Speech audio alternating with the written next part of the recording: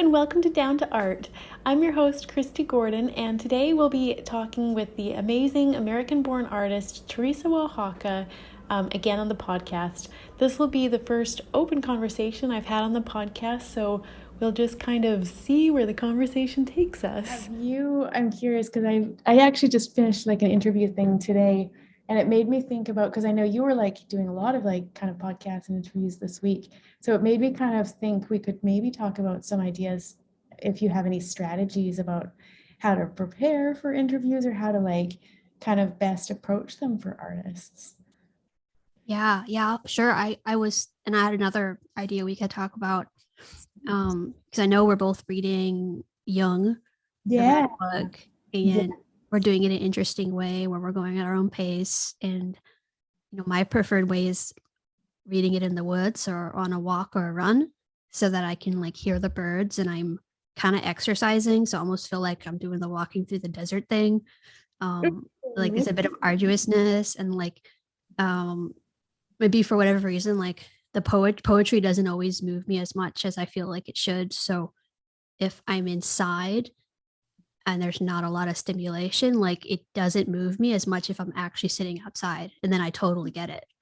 It kind of is like that poetical language paired with actually being in the beauty of nature just makes it ring so true. And then you're like, oh, this is what life is about. Like this is the meaning. But like listening to it indoors, sometimes it just like goes over my head. So I brought that up because I wanted to hear like just some of your thoughts about it. I know we're not ready to discuss it yet since we're not done, but like just the whole process of reading and enriching ourselves before we paint. And I was thinking about like, yeah, before doing a podcast or talking, it's like you kind of have to be in the right mood so that you don't sound like really down or you don't sound hyperactive, which I think are like states that artists tend to fluctuate between maybe. So it's like, how do you get in the right state to talk about art or even to make art? I kind of feel like you can attack art from any state. Like if you're really down, it'll make you feel better. And if you're really hyper, it'll wear you out. So like it doesn't seem to matter so much about how you come at art, but talking definitely does. Yeah, I know it's true. You need to be like kind of relaxed and like somewhat balanced. Yeah, I find like having a relaxed body like kind of helps. And then usually it is nice if they've told me like some of the questions ahead of time too, so that I like have thought, I kind of wrap my head around it like loosely or whatever. Um, yeah, but yeah, and then with the young, I can totally picture what you're like saying about like being outside and how well that like makes it kind of ring true for you. For me, I think being like really kind of quiet in my apartment and just like kind of on my couch, normally in the morning with my coffee, I'm liking, so it's kind of like a really solitary inward kind of like experience.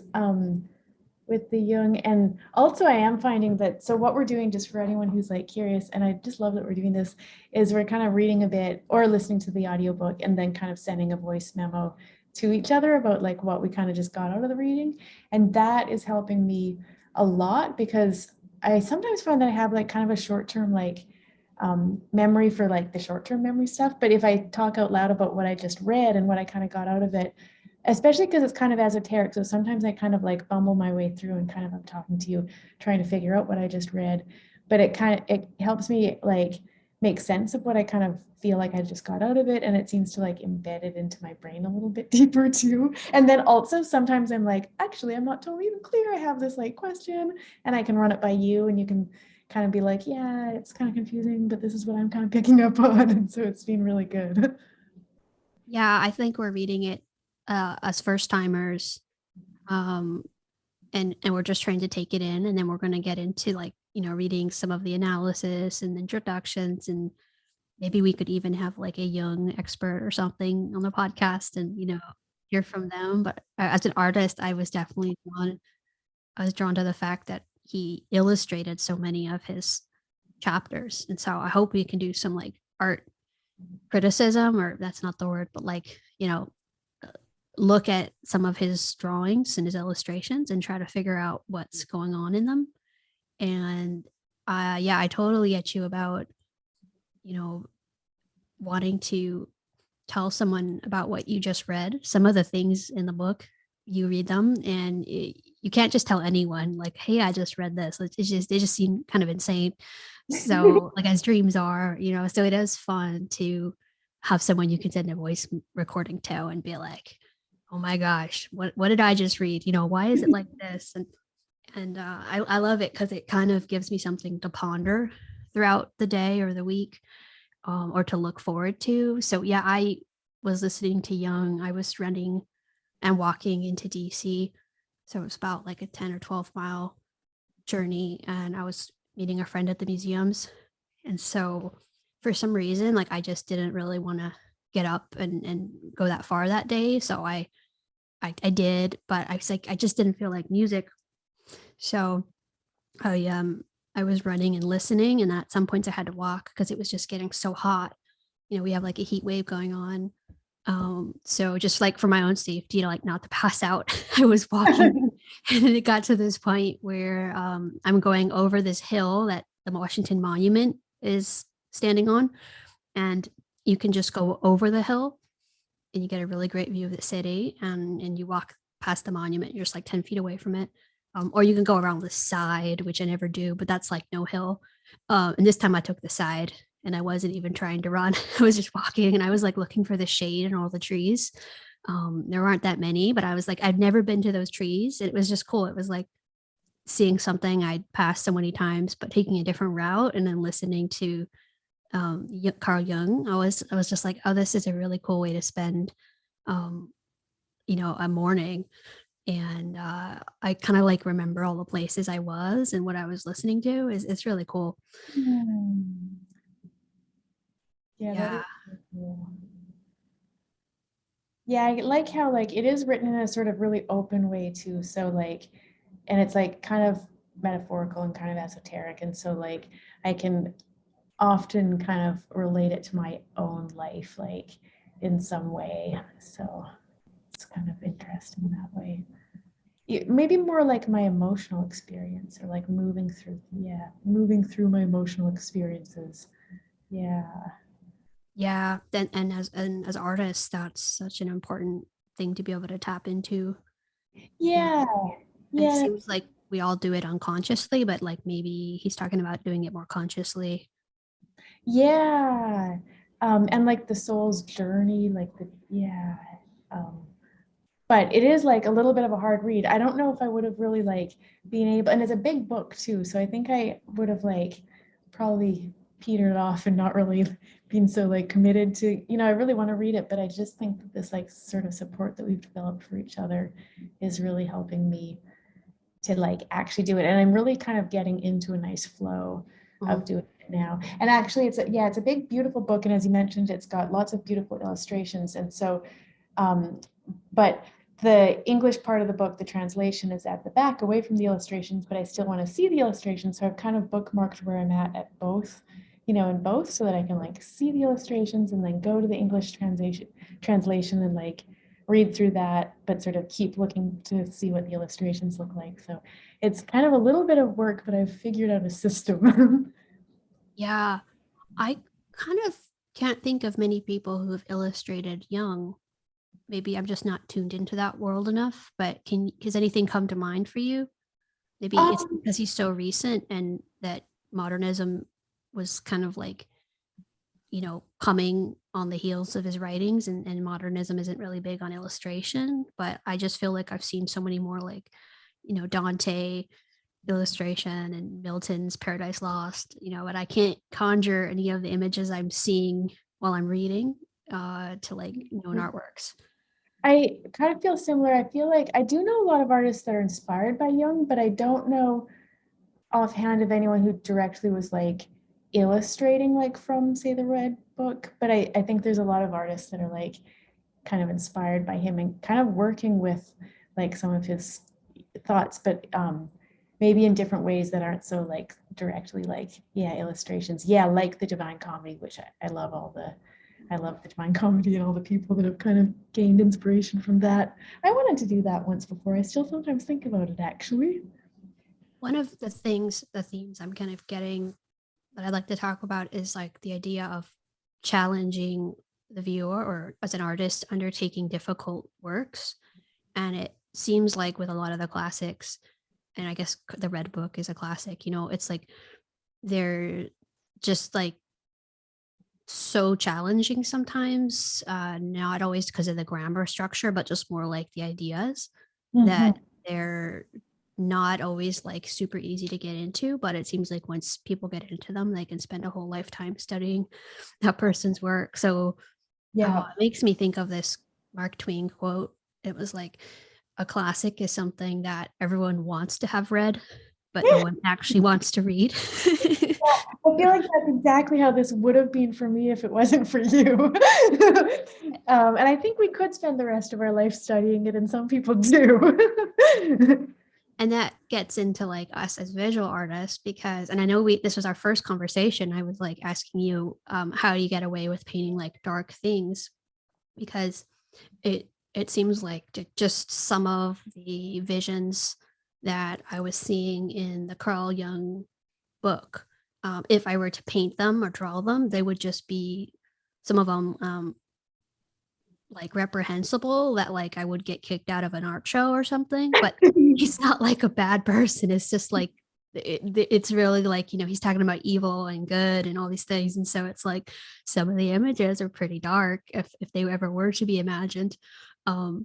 And I just like, there's just a lot of like almost like sweet saccharine um artwork, or decorative peaceful, um and I think like aspirational is another, really popular one at the moment, like aspirational art. Almost like it kind of goes with the whole influencer on social media, um and those things are all cool, but like it does feel like probably just like with Shakespeare or something, like there are just some scenes that are kind of dark to illustrate. For I sure. wonder like what you were thinking about that. Was that like something you were thinking about, or do you ever have like artworks you'd like to paint, but you're like, oh, I couldn't enter that into a show. It wouldn't be the right venue. No one would understand it without reading the book.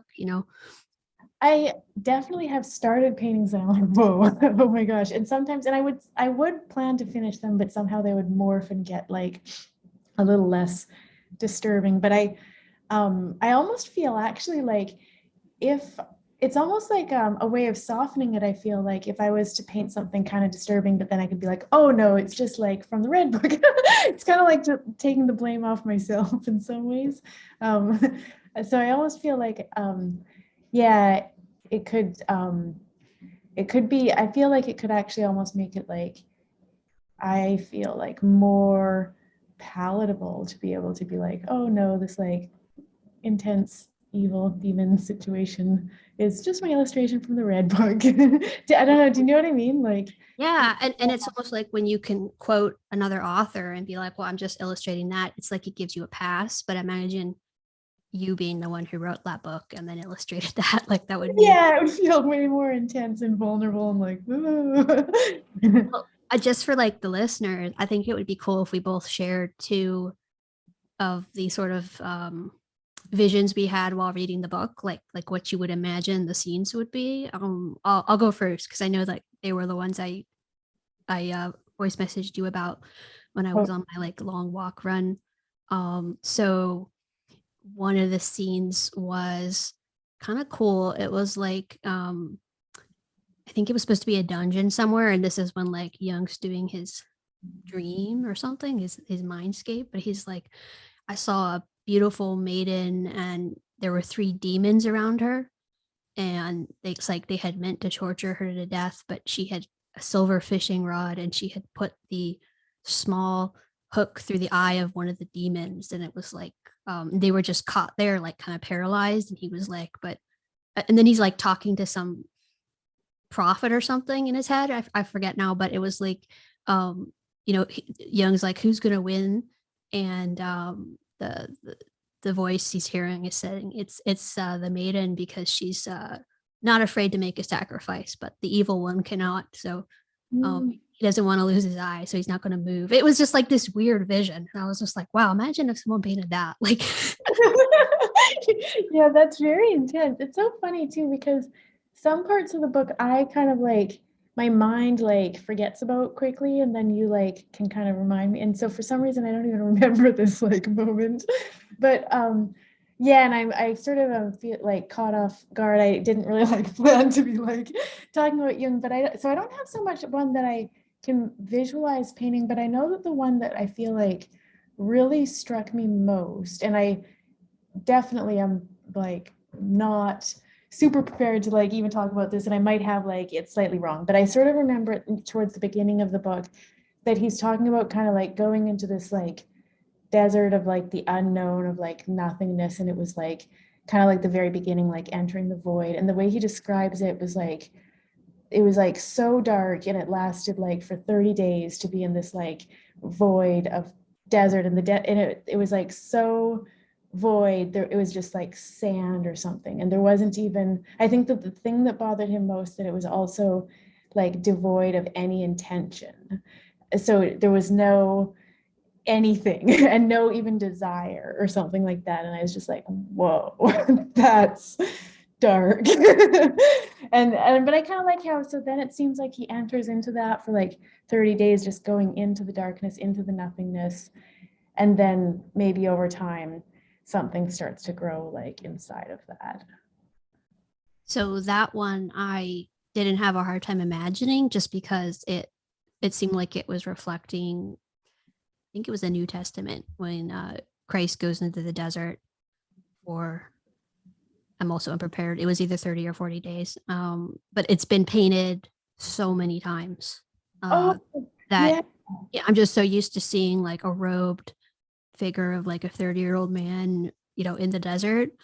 And there's not much around, like it's, that one's in my head because that's an image that it's already like predicated on another story. But yeah, I mean, you could totally see it in a different way. Like your way is more like there's nothing there at all, and there's no familiar figures, so that's pretty terrifying.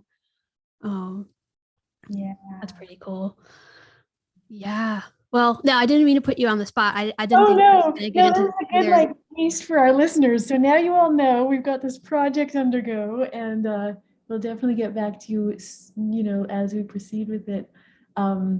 Yeah, but I wonder what other kind of like topics we should like touch on in this open conversation. Did you have any other? I think we also talked about maybe like how you found your voice as an artist, and how Oh do you, yeah, we were gonna talk about that. Yeah. Well, so I've been thinking about this a lot, and I think that there's so much to listen to and do these days. Like since when I was a little kid. So, when I was a little kid, it was like, I don't think anyone put the radio on. So I didn't have the radio. So most people did. I didn't have a radio, but there were like VHS tapes, Blockbuster Video, and cable, which had a few channels, right? And then library. yeah, totally. um, but I was like a late reader, so I was mostly picture booking it until I was like 9. So it wasn't a lot, it was like what people told me, and art, and books. Like, but um, you fast forward, and it's like now it's like um, I've got like several different podcast stations, several different TV stations, like on the internet, um, the radio. Like, there's just so much, it's like you almost have to filter things out. So Mhm. it's almost as much about what you decide isn't what you want to be listening to, versus like you just grabbing things that interest you. And that part bothers me a little bit, because it seems like to be an artist, you have to be open to the world, like have your ear to the world. So, like I'll try to listen to like the news or politics, and then I'll try to listen to like really old classic writers, and like kind of mix it up. So I'm not just like only listening to, I guess we'd do a Carl Jung reference, like the spirit of the times, the spirit of the depth, right? Like I'm trying to do both. It's really tempting to just like listen to the latest thing. Um, and it sometimes feels hard to it feels harder now to, like, for example, like if I was to try to read Moby Dick, um I read a lot of old books like 10 years ago, but if I tried to do it now, I would be like, I'm missing out on the current events. Like I have to keep up, you know. It's so that's kind of interesting. And I don't think I ever felt like I was in that position until quite recently, where there's just like so much you can listen to and keep up with that. For sure. Yeah. Yeah, yeah, I think it's like so interesting that you do such a good job of both, actually. Like, I really like see that in you. But I feel like as far as like finding your so-called voice as an artist, like what you paint, what it looks like, I I don't know, tell me if I'm wrong, but I feel like it might have come kind of naturally for you. Like I feel like your work looks a lot like almost looks kind of like you look, and so it just is very clear that it's really unique and true to you. Whereas I actually kind of like went through this whole somewhat more conscious process of trying to figure out what my voice was like.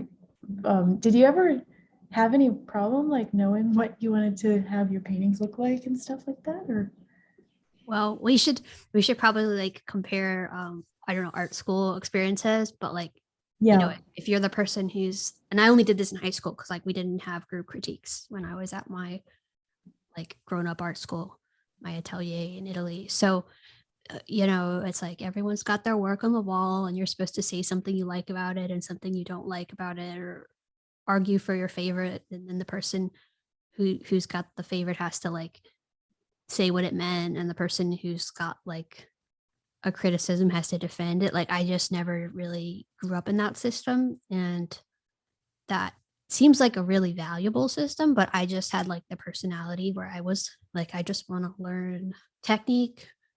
I know what I want to make. So I never did the thing where I like sat down with someone else or with myself and was like, what direction, you know, what et cetera, et cetera. I think I just kind of followed my interests, which is probably why I'm worried now about like too many distractions, like how that's going to affect me. mhm. That makes sense. Yeah, no, but I can kind of see that it just came sort of naturally to you, and that seems like such a blessing. And your work is like really distinct, and like I don't know, I think anyone who's seen your work would be able to see any one of your paintings and be like, oh, that's a Teresa Oaxaca. And like that's what every artist wants.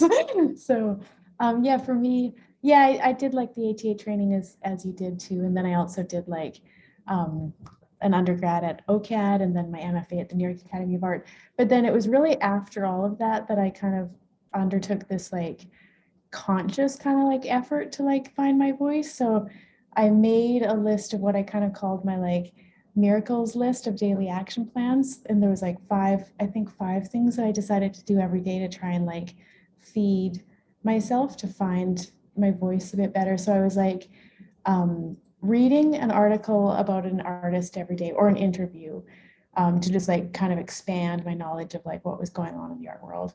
And then I was doing like an intuitive painting every day to kind of like see just like what I was like intuitively like drawn to.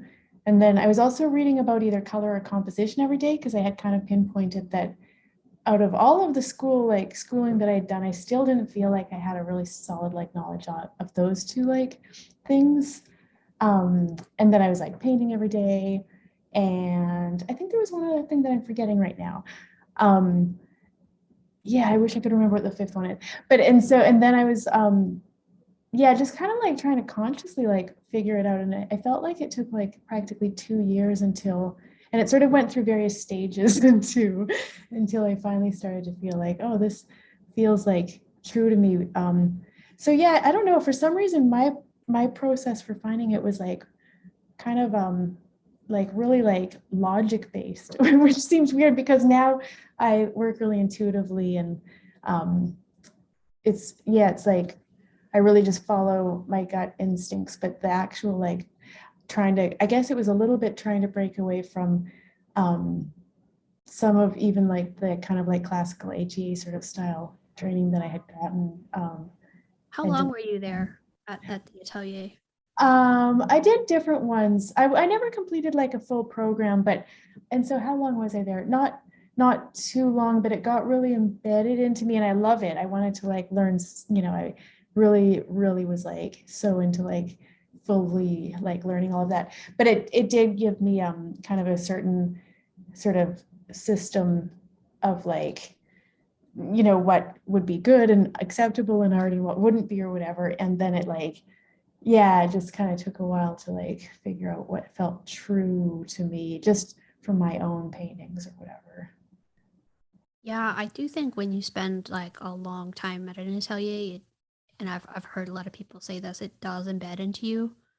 Yeah. It's kind of the point of it, I think, because a lot of people probably don't know this. And I didn't go to a like an OCAD or New York Academy of Fine Art like you did, but like I think most people are shocked at how little you learn, in a sense, at an atelier. It's mostly repetition. Wouldn't you say? It's kind of like a That's technical true. training.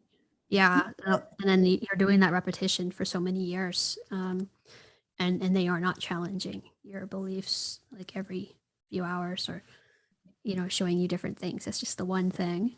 And that's the point. It's like to get good at that one thing. And Yeah, and it's hard too. It's like the more you get into it, the more you're like, man, this is a yeah. lot. Yeah. Yeah. I think it kind of came around because some artists like they were like, well, why do I need, you know, um, two different majors and all these different classes? Like, I think some people would be excited to do like shop class or creative writing class or digital illustration. Like in hindsight, those sound like a really good things to take, but like when you're young, you're just like, I just want to paint, so it's for that type of person, I think. Yeah, no, and then a lot of people who go to like OCAD or something, like they do all the stuff and it's like really kind of interesting and all that, but they still come out and they're like, oh, but I don't actually know how to paint. So I kind of like the combo. Yeah. Yeah, the combo sounds ideal. Yeah. Yeah. So that's probably the difference is you had both. So you were a little more analytical maybe about Maybe, but I think I'm so many also people have told really you that. analytical. Yeah, yeah, but I think I'm also like an overly analytical person, and I think it probably even got in the way of probably finding my voice because well, I think in the end it helped, but I think initially, like, it would have been great if I just like knew who I am and what I wanted to paint like you did. That seems so much I, more I'm desirable. I'm curious about this now because like of all the Yeah. people I've known who've done atelier for like 4 or 5 years, they just go like an arrow straight to portrait commission, still life, and then several of them like myself branch out and do more like personal multi-figurative narrative works or whatever you call it, like some more Oh, surreal, some more modern, and that's actually encouraged by the atelier. They just don't show you because they don't believe that anyone can be shown how to do creativity. They just believe in the technique. So like versus, and this is just from watching a bunch of like movies like Art School Confidential and hearing people who actually went to like a 4 year, you know, um, arts college. But like everyone who I've ever seen come out of those, they all seem to have some kind of artistic crisis that lasts for like a decade or more. Like I've met them, and there's people who are like, I don't know if I can call myself an artist. I don't know if I'm an artist. Like, how is my art changing the world? Has this been done before? Like, they have all these types of questions, and I'm just like playing devil's advocate. Like, I'm not saying I know, but like maybe that was trained into you from, you That's know, probably true. And it was that's what actually, academic institutions are about, right? Like challenging and coming up with new ideas and don't you have to like defend yourself, like defend your thesis, and it's like um you're sort of supposed to be like questioned to death in a way like I think you that. might be onto something. It was also though, even before I got into it, I think like I had some friends that were in this sort of like more art college like thread, and I had started in the ATAs, and I think I remember them saying something that I found so offensive. They said something like, oh, art with a capital A, and I was like, oh, like my art wasn't like, it was like, what, like because my art was really just like kind of representational landscapes at the time. uh So I think then I had like a complex about for like a long time, like I want to be art with a capital A. And that's probably why I went to like some of the art schools initially. But then yeah, by the, I mean, for me, I don't think that all of the like kind of like having to sort of have everything challenged so much. I don't know if that was the most useful thing for me. I think everyone's different, and I think I could have done with a little bit more like nurturing and like a little bit more like, oh, I think what you're doing is okay. Because yeah, by the end, I think I just felt like pretty unsure about everything I did for a very long time. And then I had to, that's about when I had to sort of gather myself together and come up with this like logical system that I would like pull myself out and like find what I wanted to do. Yeah. Well, I heard this said somewhere, and I forgot the I think it was like a movie director, but he said something like, you don't have to believe in what you're doing, you just have to do the work. Oh, 100%. Yeah. So That's just like the practice of visiting the studio every day and yeah. doing things, and maybe like half of what you touch doesn't become like quote finished, but you're still making art and coming up with ideas. And yeah, one of the cool things about being a creative or whatever is like you can kind of work without working. Like you can be getting ideas when you're just out and about the town or on vacation, and you're coming up with the ideas in your head, then you're going to go make them. And so it, at least to me, it seems like it's more about like how disciplined you are to actually bring the ideas out. And it seems like there's a propensity to do the easy ones that aren't that challenging, um, probably because they're more acceptable. They're also easier, and you don't have to explain the art. So like if I do a painting of flowers in a vase, like that's at once like one of the most deep things, but it's also like one of the most acceptable things you can paint. So like you could just keep doing that over and over again, you know. But maybe there's like something else lurking behind that, and you're like, oh, I'm going to paint that idea someday. And it's like, if you just keep not doing that, and then you keep having ideas and you keep not doing those, it's like you're just never going to make them because you're going to run out of time. And so like I do think there's an execution part that is necessary, and like we don't always talk about that as much. And Yeah. it's not like a haunting one. It's like, how many good ideas have I not touched because like no one painted them before, or it was like easier to just sit down and make a head study. Yeah. And like when we first start to try and like paint some of the ideas that are like in our head that kind of like go beyond what we maybe have training at doing, it's just like pretty frustrating because maybe we could have painted a good like flower picture and we know we could have done a really good job with that, but we actually have no experience whatsoever at doing this like other kind of way of making art. Like we don't even have like a system in our head about how to do it. So it's like disappointing at first because like you're, well, maybe we don't even know that we're like a pretty good artist depending on where we're at. Sometimes our voices in our heads tell us that we're a terrible artist, but we might know that we're like a reasonably good artist. But then we challenge ourselves and try to do something like painting from within from our hearts, some inner sort of thing. And we just have like no experience at it, and so it like naturally comes out like looking a little bad. And it's just like disheartening, and we have to keep doing that over and over until suddenly, not even suddenly, gradually we're like, well, I'm getting better at this. But it's like very uncomfortable at first when you go from feeling like you're making like pretty good paintings and everyone kind of thinks so, and then you're trying something new and it's just like a whole new area of your brain that you have to like develop. Yeah.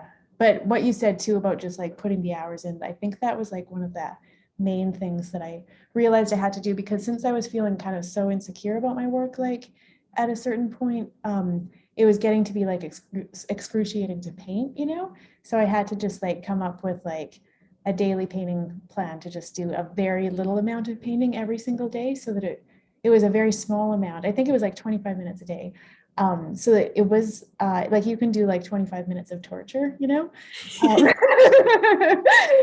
like it's just 25 minutes, but it would be like kind of torturous. But after a while of doing that every single day, eventually I would sit back and look at it and be like, okay, that's not as bad as I thought. It's not like I would feel like I was ruining it all 25 minutes, but then I'd sit back and be like, yeah, no, I think it's like a little bit better actually. Yeah. Yeah. Well, I think that, until you have made several of the difficult painting, whatever that is, you will feel like you're a terrible artist. And Mhm. then, like, the more reliable, simple things you paint, you're going to feel like you're a great artist. Look Yeah. how well I painted this apple, Totally. but like the beautiful thing is the more you persist with the difficult thing, it becomes easier. Yeah. But I've also thought about this, like, and this might like be an interesting thing just to touch on, in that, like, art being created and admired by other people, like it's a social activity in a way. It's almost like you have to get your you know your art viewers to also accept the new direction, and True. there's a certain amount of like marketing or promotion that has to be done. That uh Other totally. people have to like maybe put you in a show or write about you, or and then it's like all of a sudden it's like, this is a thing. So, like, that's I just think that one is also a curious Yeah, thing. that's hard too. There's no like everything makes it easier to just like stay with the old way. Like so we don't really get like mental support at trying out something new because our minds tell us we're terrible at it and we probably are. And then we show the new work to people and they're like, "Oh, I liked your old work." And it's like, "Oh, that hurts too." And yeah, sometimes I find like my um I almost have like this like for sort of like subtle belief that I sometimes find is true, but it takes maybe the world like about 3 years to catch up on things if you make like a big shift in your art. So to kind of just like know that and just kind of keep doing it and maybe not even like show it to people a whole lot until you feel more comfortable with it. I've got like two artist examples. Like, I think you know of one of them at least, but do you know about the photographer Vivian Meyer? No. So there was a documentary on her in 2013, which I only just watched, but she was this governess who would work on, like, she'd actually live in people's houses and raise their children. And during her free time, or just when she was working, she'd take the kids out and they would visit like all these places, like slaughterhouses or like the slums of New York, or the beaches in Sag Harbor or Long Island or whatever. Like, she has these amazing photos, and a lot of them were very similar to famous artists at the time, like famous photographers.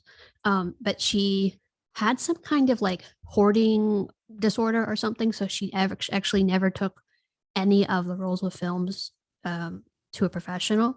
I think she did it once in France, but like other than that, she never developed anything. And she just like died with boxes and boxes of undeveloped film.